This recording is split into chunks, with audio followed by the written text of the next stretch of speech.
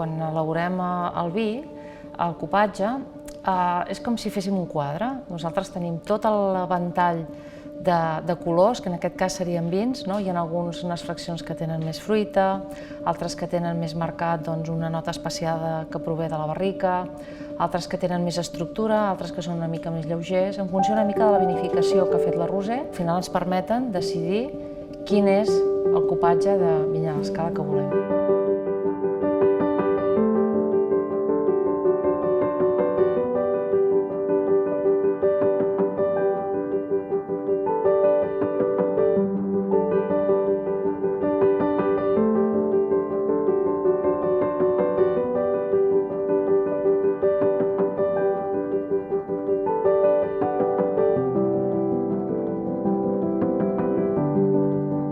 És important trobar aquest punt d'equilibri, i a vegades 1 més 1 no fan 2 amb els vins. Només és realment amb el tast que pots arribar a veure quin és l'efecte final, perquè analíticament igual no hi haurien diferències massa significatives, però amb el tast és un món completament diferent un vi de l'altre.